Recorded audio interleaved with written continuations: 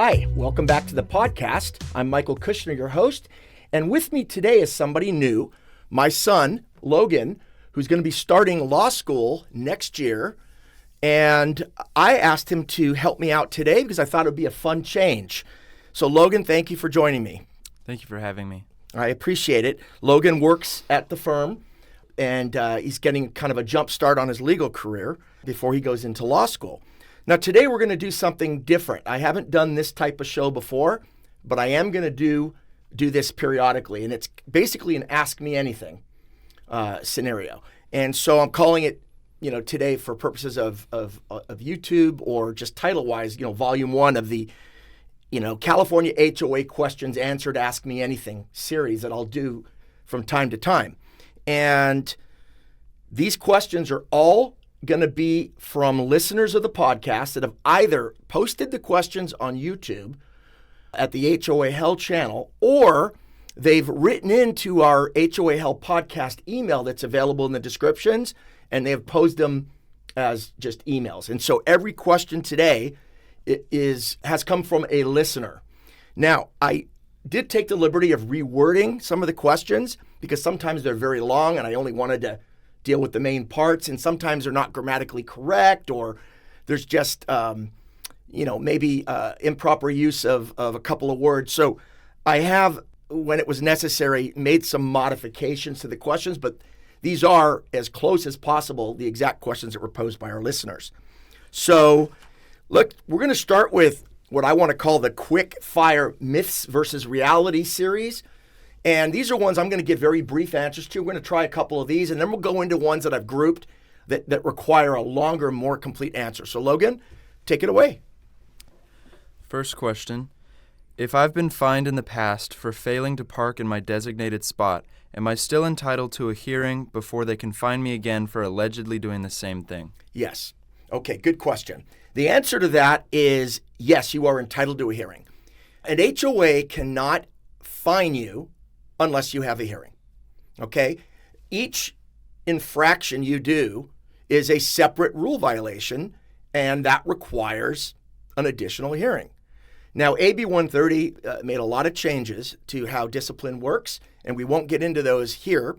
We've got other podcast episodes on that topic and several articles on our website, mbkchapman.com. But you need a hearing every time you're going to get fined. Okay, what's next? What was the term to look for in our CC&Rs to see if we are legally considered a condo even if we live in a townhome type home? Okay. This question came in on YouTube. I happen to remember this one in particular. It came in on YouTube, and it was after our episode we did, and I don't remember which episode it was, but I used the term during that episode. I think what he's talking about is a PUD, a planned unit development, or a PUD. And I think it was during that episode we were talking about the difference between connected house being classified as a condominium, whether it was an actual condo or a townhome, it'll be classified as a condominium or a PUD. And single family homes, which are disconnected homes, are all PUDs. But townhomes, which are connected, can either be condominiums or PUDs. And I think that's what he's asking. And the PUD, or planned unit development, the best way to tell whether or not your townhome, in this example, is classified as a condo or a PUD would be to go to your grant deed. If the grant deed refers to your property, in terms of a unit, it's probably a condo. If it refers to your property by a lot number, it's probably a PUD. That's the best way or the easiest way to go tell. What's next? My neighbor's fruit trees, peaches and plums, hang over the wall and over my yard. Am I allowed to pick and eat the fruit, or does the fruit belong to my neighbor, and am I stealing if I take the fruit? Okay, so this relates back to a couple of different episodes that we've done on overhanging branches and roots that invade. And the fruit, as long as the branch where you're taking the fruit from is hanging onto your side of the property, you can pick the fruit, you can eat it, you can sell it, you can do anything you want. It's your fruit.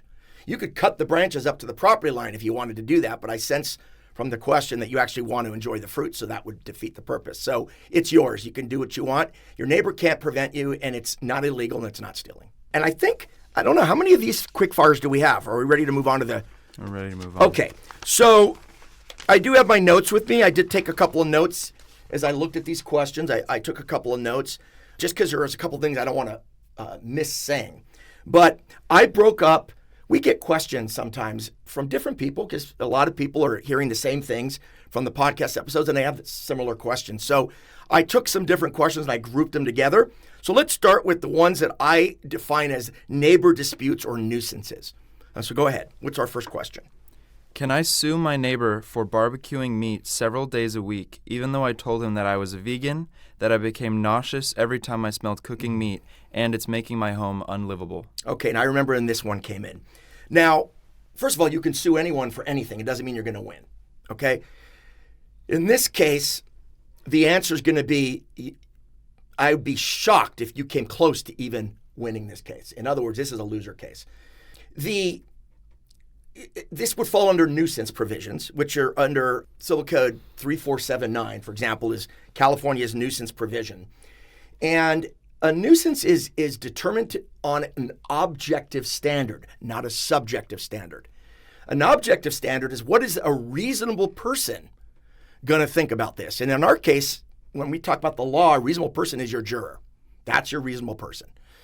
And your individual picadillos, your individual fears are not what the typical reasonable person standard. Those are subjective standards. So the fact that you're a vegan, the fact that you become nauseated by smelling meat, in the absence of anything else, which we'll get to, there's a similar provision or a similar question that came, and that's why I grouped them together this way, which has a different result. But this young lady has no chance of winning, because the person's not doing anything wrong, and barbecuing meat and the odor of barbecue meat is not going to be reasonably deemed a nuisance under any circumstances. It's just not. It would be different if it was 24/7, if he was running a restaurant, because that would violate other provisions as well. And the violation of those other provisions itself could constitute a nuisance. But under these facts, no, it's not a nuisance. Personal sensitivities and moral objections don't qualify, okay? It would be different if there was some sort of intrusion like the one that we're going to hit, I think, on the next question. What is the next question? My neighbor frequently uses a wood-driven smoker to smoke meat. When he's using the smoker, it lasts a long time, typically more than 12 hours at a time. And while I don't mind the smell, I do mind the volume of smoke that always blows onto my property, causing me to always shut my windows. Okay. Even worse, the cushions on my outdoor furniture now smell like smoke, and I can't stand it. What's more, when he's smoking, we can't even use our yard because the smoke causes our eyes to water and we can't breathe properly. What can we do? Okay. This case is a little bit closer to the nuisance and could, depending on the circumstances and facts, very well constitute a nuisance. It's not just a smell, but it's actually the smoke is actually now making their way onto somebody else's property. If they're forced to close their windows, if they can't use their property, they can't go outside because the smoke is intense, that would probably constitute a nuisance that would be legally actionable. Now, people can smoke. That's, and I don't mean smoking cigarettes. I mean, they can smoke their meat. That's not illegal in and of itself, especially if it's an infrequent thing. Now, if this person does it all the time, and it does take many hours to smoke meat. Sometimes it takes a couple of days. 12 hours is actually pretty good. But it's very likely if there's smoke involved that it's the kind that burns wood. And there are other kinds of smokers that are electric or that don't burn wood or coal that produce less smoke. Even gas-powered ones that produce very little smoke in comparison. And so there are things that this person could do to reduce the nuisance that this neighbor's causing. Under the facts and circumstances that are provided in this question, and this one came to us after one of our episodes in our 6-part neighbor dispute series. And I remember this question a long time ago coming in. I think that because it's forcing this person to close the windows all the time, so they can't really enjoy their home the way they want to. They can't even be outside. I don't remember if you put it in the facts today, but I remember there being mentioning that they have kids that couldn't even go outside and play. And so they couldn't go out and use their pool during this time because their eyes would water. So that is a big prevention of being able to enjoy the quiet use and enjoyment of your property would be this smoke interfering with your ability to do that. I think that you could easily establish a nuisance. Plus, it's actually damaging. Smoke damage is a real thing. I mean, after a fire, an insurance company will often give you an allowance to go buy new clothes because sometimes smoke damage can't be cleaned, even by a dry cleaner.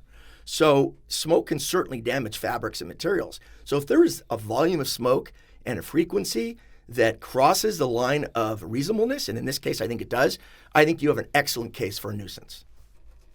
Yeah. What's next? My neighbor hates my dog because it barks sometimes and he works from home. Another neighbor and friend told me that my dog-hating neighbor started using an ultrasonic device to punish my dogs, which would explain why there's been several recent instances of their acting distressed at times. Okay. What can I do? Okay. This one's got some nuance to it, but based on the facts, and I'll give you the short answer and then I'll explain my answer. Not only is what this neighbor is doing probably very actionable as a nuisance, and I'll get to this in a second, I think you have one of those rare cases of a good claim for intentional infliction of emotional distress, but it's also probably criminal. I think it violates Penal Code 597, cruelty to animals. So ultrasonic devices as a training device is not illegal and doesn't constitute, for the most part, it's not going to constitute cruelty to animals. But this specifically said this guy hated his dogs and bought this, or he's suspected of using this device to punish the dogs. That crosses the line. That is not being used as a corrective or assistive device. It's being used to punish. It's being used to hurt the dogs. And it can be very distressing. Now, under these facts, I say that your neighbor is civilly liable to you for nuisance, civilly liable to you for intentional infliction of emotional distress. And I think if I were you, I would call animal control and or the police and report him for cruelty to animals as a penal code. That is a what we call a wobbler. It could be, depending on different facts and circumstances, it could be prosecuted as a felony or a misdemeanor. There's also, I believe in Penal Code 597, I believe there's a substantial financial penalty that could apply as well, in addition to jail time or prison, depending if it was misdemeanor or felony. More likely a misdemeanor under these facts, but I'm not a criminal attorney, so I'm not sure. What I can tell you is that what this guy's doing under these facts is illegal. However, you got to be able to prove that this device is in use. Now, the facts given were that another person, a third-party neighbor, is the one that informed him. And I don't have any reason to doubt that. But there are devices that you can buy that will measure ultrasonic and render them tones that can be heard. In other words, it'll determine whether or not there's an ultrasonic device in use, and it'll record some sort of alarm if that's being done. And so if your dogs are behaving in a way that makes you think that there's a likely truth to what your good neighbor told you, I would go and look for one of those. Maybe get onto Amazon or something and take a look around and find one of these devices that will help you determine whether or not an ultrasonic device is being used. And you can leave that on, and so it would ring or alarm you when it was happening. I would certainly look into one of those devices. And if you can then at that point establish that they're being used, log the date, the time, and the length of time, the duration, and then I would proceed with calling us at MBK Chapman for the civil part, and certainly calling animal control and or the police and making a report, because that is a crime. It's cruelty to animals, and it should stop immediately. What else?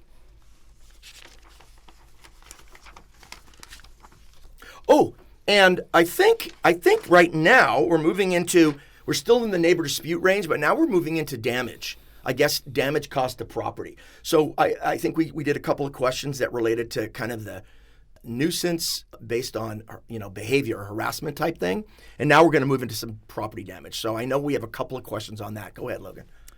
If my neighbor backs into a jointly owned fence on our property line, is he responsible for the repairs, or are we both responsible? He's saying that we're both responsible even though he's the one that backed into it. Okay. Well, first of all, and we discussed this in one of our podcast episodes, obviously that's where these questions are coming from. To the extent that there's a fence or a wall right on the property line, and a lot of the time that isn't the case. It's usually an inch or two or more on either side. But to the extent there's an actual fence on the line, it's called a line fence. Under the law, that's the term that's used, a line fence. And in the case of a line fence, the two neighbors whose properties are on either side of that property line are typically jointly responsible for basically their tenants in common to the wall. So they're responsible for, they share the obligation to maintain, replace, and repair that wall. That's normal. That's the default rule. It can be changed by contract, but if they're in the absence of such a contract, they're 50-50. Under these circumstances, though, one of the neighbors, either through negligence or on purpose, didn't say, I'm going to assume it was an accident, backed into it with his car and damaged the wall. And is now claiming, well, we're 50-50. No, that's ridiculous. The person that damages the wall is responsible for 100% of the repairs.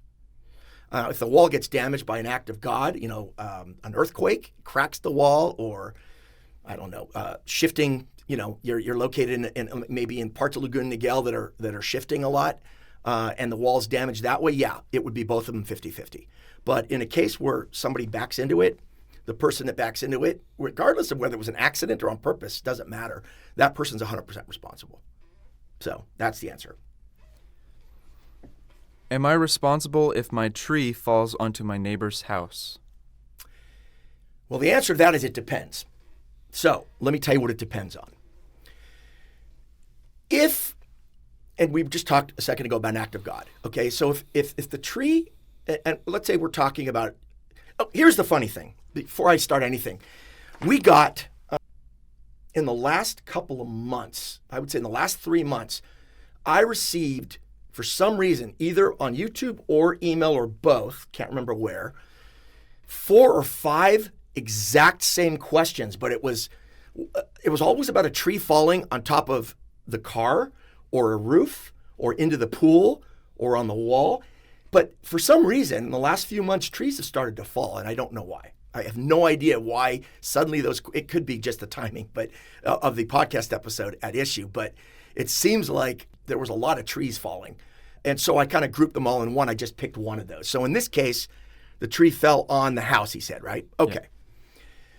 So now we'll go to the answer is it depends. And here's why. If the tree fell as a result of an act of God, okay, a lightning strike or an earthquake or something else that would cause a tree to fall, like, a car, runs into the tree on accident, some third party skips the curb and hits the tree and the tree falls over, then the person who, the person whose tree or the trunk of the tree is on their property, whoever owns that tree is not going to be responsible for any damage to your personal or real property. They will be responsible for the cost of having to have that tree removed. So typically, if it's a big tree, and it typically is if it's enough to cause damage, he's going to have to call either an arborist or a landscaper to come in, and they're going to chop that tree up into a bunch of manageable pieces and then haul the pieces away. That's usually what happens. So the owner of the tree, which is defined as where the trunk is, wherever the trunk of the tree is located, that's the owner of the tree, is going to be responsible for the cost of cleaning up that mess, removing the tree from your house. You're going to probably have to give him, or actually not probably, you're going to have to give this person permission to enter onto your property or have the landscaper or whoever enter onto the property so they can remove the parts of the tree that are on your property. Because if you don't do that, you're going to end up being responsible for it because you're not letting him do his job.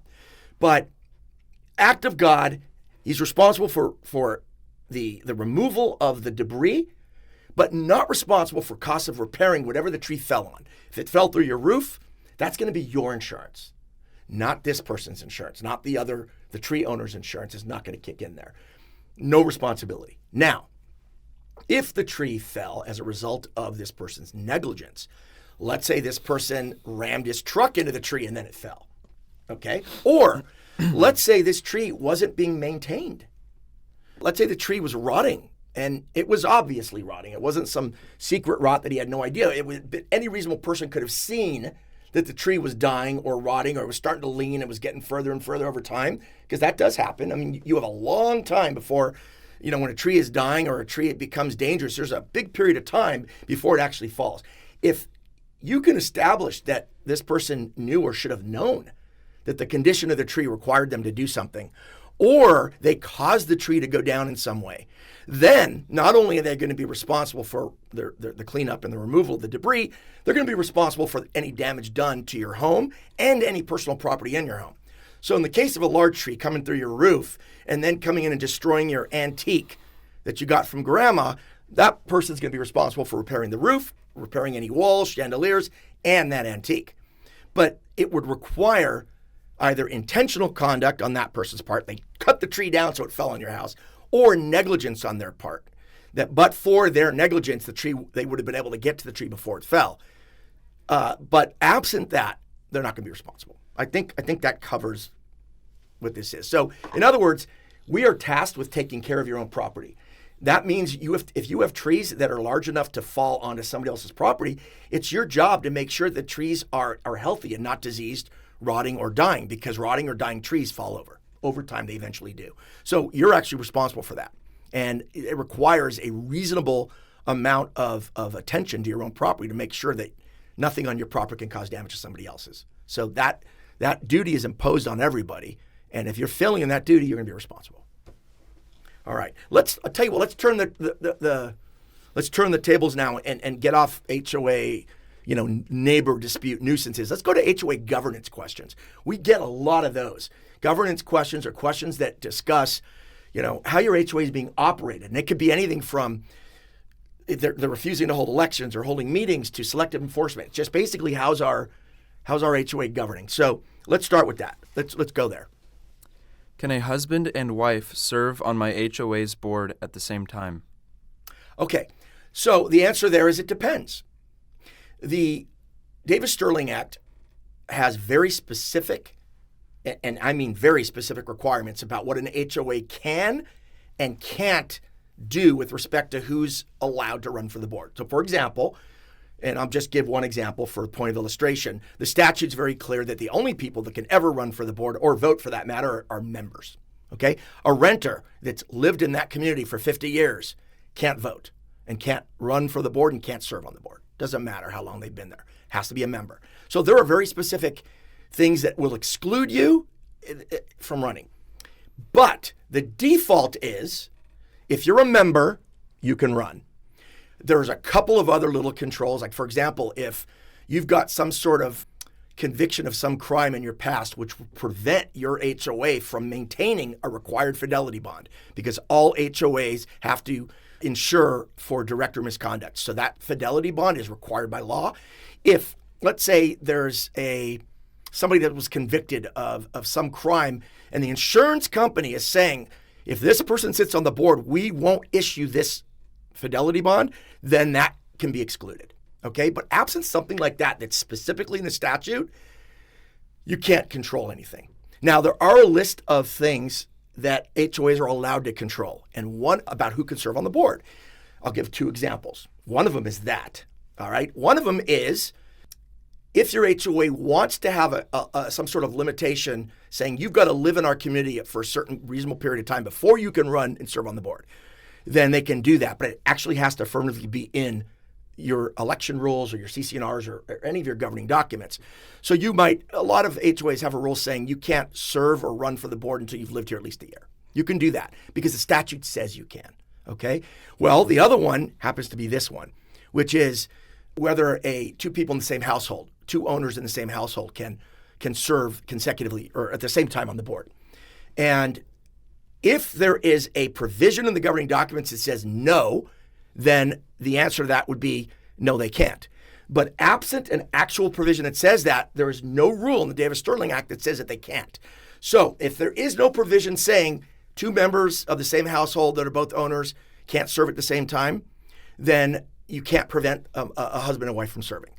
If there is something in the governing documents to that effect, then you'd have to follow the rule, and in that case, they wouldn't be. So my answer would be it depends what your governing documents say. If they don't say anything or they're silent on that topic, then the answer is yes, they can. They can both serve.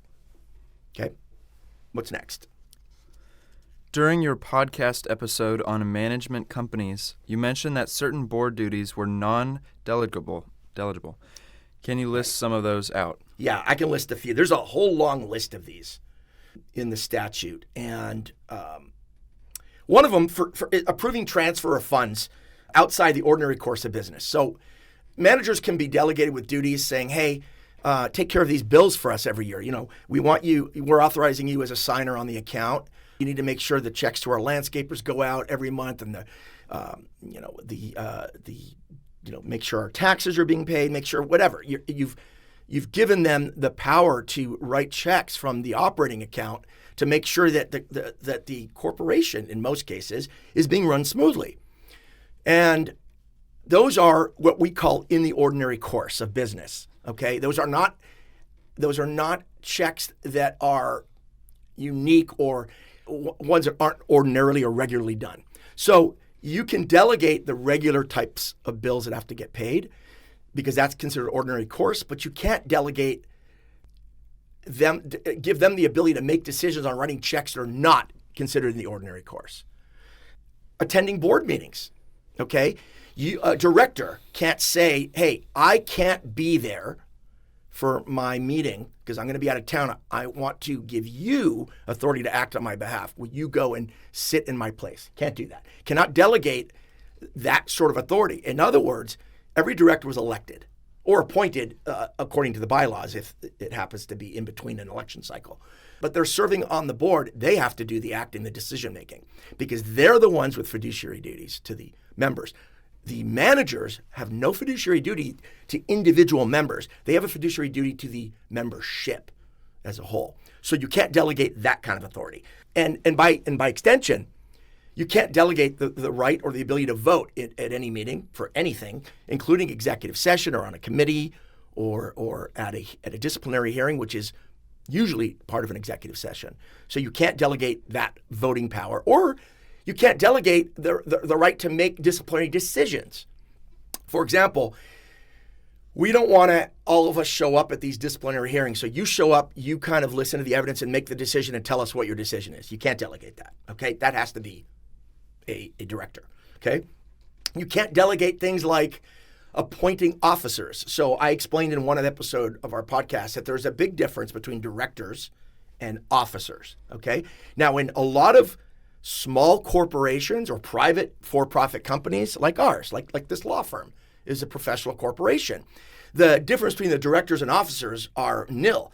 I'm the sole shareholder in this corporation at this point in time, okay, because my partner recently retired.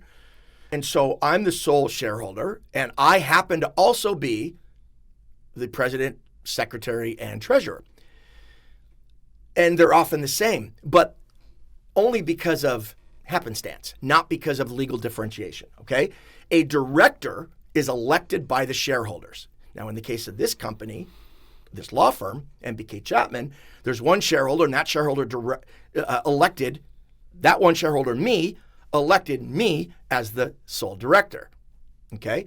In a HOA, there's typically going to be 5 is really the typical number, depending on the size of the HOA. It could be 3 to 7, let's say, but typically 5. Let's say it's 5 for our example. Those 5 people are either appointed per the bylaws or they're elected by the membership, and they have to run every so often, whatever the governing documents say in the bylaws typically. They've got to run for re-election and that sort of thing.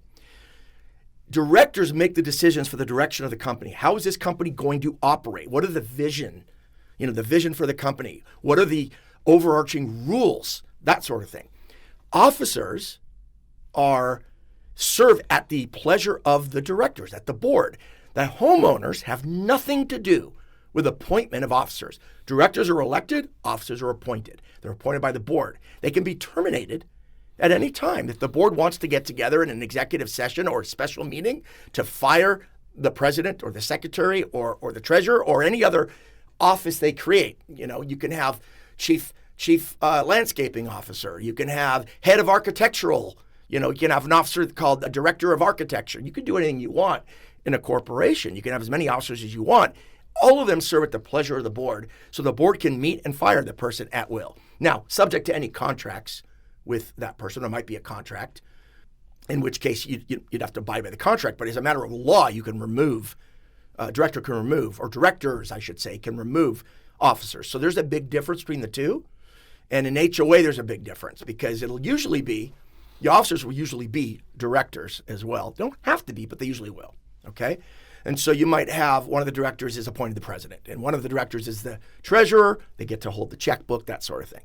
I think I answered that. So, okay. So, and that's another one. Another one is filling board vacancies. I've talked about how directors are elected, okay? Directors are sometimes appointed, and I keep pointing that and saying, depending on what the documents say. And I say that because most sets of bylaws allow directors to appoint a director if there's a vacancy. For example, if somebody dies or moves out of the community. So you have 5 directors, let's say, and one of them just sold his house and moved with his family. Now you have 4 directors. We're supposed to have 5. The remaining 4 directors, are typically, almost always, because of the bylaws, allowed to appoint another homeowner at large to sit in that person's place and become the new 5th director, but that person will serve the remainder of the term of the director that left. If there happens to be an election coming up in 3 months, and the person, the director just sold their house and moved with their family, they will appoint somebody, typically, hopefully, they'll appoint somebody to fill that seat. That person will serve the remaining 3 months and then go up for re-election. Now, they can run again and say, hey, I did a good job for 3 months, re-elect me. I liked sitting on the board. So you filling board vacancies is not something a manager can do. We see that happen a lot, by the way. Managers take that role over, and HOA boards allow them to. And that's a breach of fiduciary duty on the board side, and it's a violation of the law on the manager's side because they don't have that power and that can't be delegated. The directors get to pick, to the extent that their governing documents allow them to appoint a new one after a death or a incapacity or a withdrawal or a move. The directors have to vote and pick somebody. Now, the manager can go and do some of the legwork, go send an email out to everybody. Hey, if anybody's interested, send your name in so we can, our board can evaluate who to appoint to fill the rest of this vacancy. Manager can be involved, but they can't make the decision. Okay. Another one would be directors have, to some extent, an obligation on a monthly basis to make sure that the financials of the HOA are sound, that the check accounts are not overdrawn, stuff like that. You can't delegate that sort of authority. The authority that you have, the fiduciary duty you have to ensure that the finances of the HOA are sound and healthy, you can't delegate that away. You can have the manager have a role in that and keep our books for us. You can have a bookkeeper. You can have an accountant. You can have all that, and you can rely on them to do their jobs, but you can't delegate, just take care of it, and I never want to hear anything about it. That you can't do, okay? And then the last one that we'll talk about today is settlement of lawsuits. A director can't delegate the settlement of a lawsuit and say, look, I don't want to be involved in litigation. It's too stressful. The board can't turn to the manager and say, hey, you meet with the lawyer and you make the decisions as to whether or not we should settle or not. You can't delegate that. That's got to be, because of the fiduciary duties that the directors owe to the homeowners. You can't delegate the ability to settle a lawsuit. So that's one of them that can't be delegated. Let's switch gears. I think we have time for one more question. So I'm going to let you. What's the next question? And then we'll leave it at that, and then we'll pick up some other time. Can my HOA force me to use their landscaping company for my landscaping on my property? Okay. I'm going to take you at your word, or the questioner at their word, and say my property as gospel, because that's a very important distinction and nuance that my answer is entirely based on. So, to the extent that we're talking about your privately owned property in a single-family home situation, your roof, your windows, your walls, your front yard, your driveway, your garage door, your chimney, stuff that's part of your property. The answer is 100% never, no way, no how. Absolutely not. I don't care what your HOA's governing documents say. If they were to say, no matter what, you your contractor must be approved by us or selected by us, tell them to go pound sand. They can require to use a licensed contractor because that's the law anyway, and you're obligated to follow the law or you're in violation of nuisance clause. But they can't designate or delegate, you have to use our contractor on your property. Never tell them to pound sand. But it is very likely a more nuanced or different scenario, or certainly more gray area, if we're talking about exclusive use common area. Now, let's separate that from common area. Common area is just that. It's the common area, and no individual owner owns that. And so the HOA as a body is allowed to make the decisions as to who's going to be the landscaper for the HOA. And that goes without saying. But exclusive use common area is kind of a hybrid between somebody's personal property and common area. It has the elements of both. And so that's where some confusion might lie. And it shouldn't be confusing. So here's the answer. Let's talk about exclusive use common area. The quintessential example is a balcony. What makes it exclusive use as opposed to regular common area is the fact that there's only one person or one family in that HOA that has a right to access and use that piece of common area, the balcony, and that's the family that the balcony is attached to. And here's why. There's only two ways to access that balcony.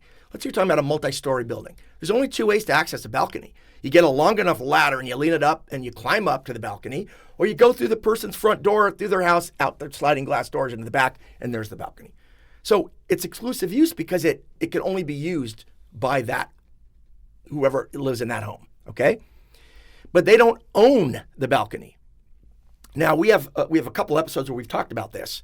In the absence of anything to the contrary in the governing documents, that is, what's the default rule is that the HOA, when it comes to exclusive use common areas like the balcony, is responsible for any structural repairs or replacements, and to the extent that it's a structural repair or replacement or it needs to be redone, let's say it's at the end of its life, and the balcony inspector under the balcony laws come and said, hey, these need to be rebuilt or refurbished, then the HOA is responsible. In that scenario where the HOA has the responsibility to do the work or pay for the work, they would very likely have, if not the right to have a say, that decision-making power to decide on the contractor, okay?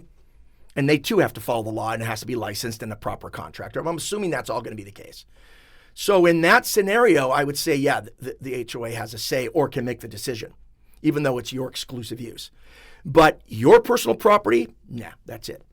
I would tell them to go pound sand. So we have a lot more questions in the queue, but I think we're running out of time for today, so I'm going to call it here. But I liked this format enough to want to do this again, and we get plenty of questions. So we'll do this from time to time. I think it's helpful. And on that note, folks, if you like this format or you like this episode in particular, please do hit the like button. We do love those. If you haven't already subscribed to the channel, please do so. It's helpful to us. If you'd like to leave a question that we may read on the air at some point, or you want some clarification, again, read those or leave those comments. We do read those. Until next time, folks, have a great day.